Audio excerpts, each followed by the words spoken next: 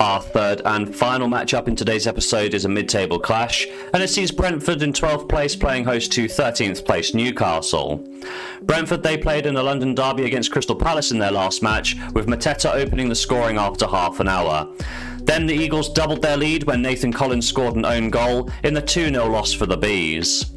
Whilst Crystal Palace weren't hyper-creative, they did do enough to better a Brentford side who only generated 0.54 XG across the 90 minutes. In terms of form, that defeat for Brentford broke a brief 2-game winning streak. They've now won 2 and lost 2 of their last 4 Premier League games. They host a Newcastle side who disappointingly managed to show absolutely no fight in their last match against West Ham. Whilst Jacob Murphy got Newcastle off to a fast start, capitalising on the counter after Bowen hit the post, this effort was really the only good thing that Newcastle brought to the game, as West Ham actually turned up and showed their class. Despite surrendering around 2/3 of the possession, the Irons did manage to generate 1.75 XG from 15 shots across the match. They actually found themselves going into the half-time break ahead, thanks to Paqueta's goal and a disaster at the back for Newcastle, as Botman managed to intercept Aaron Wan-Bissaka's cross, but he did steer the ball past Nick Pope, so 2-1 was the score at half-time. And with a 2-1 deficit, you'd think that Newcastle would turn up for the second period and show a bit of fight, but this could not be further from the truth. They really didn't create anything from their 6 shots, which combined for just 0.28 XG, and West Ham managed to get a third late on to kill off the game. Thomas Soucek was first to a spilled ball from the goalkeeper, with the final scores being 3-1 to West Ham. In terms of form for Newcastle, it is quite mixed, 2 wins and 2 losses over their last 4 Premier League games.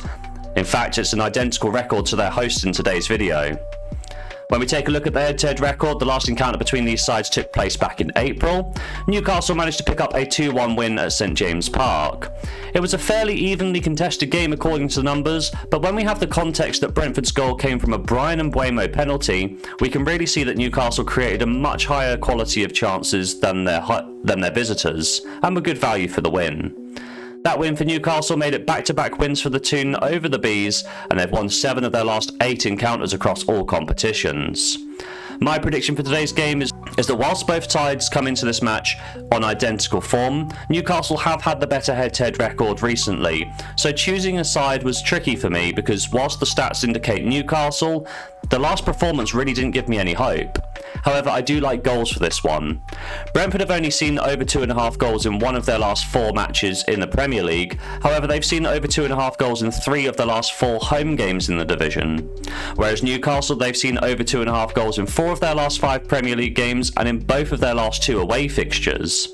When we take a look at the head-to-head record, each of the last 3 encounters and 5 of the last 6 matchups have seen over 2.5 goals. Added to that, each of the last 3 matches at the G-Tech have seen over 2.5 goals scored. For all those reasons, I'm going to back over 2.5 goals for a full stake here in bet number 3.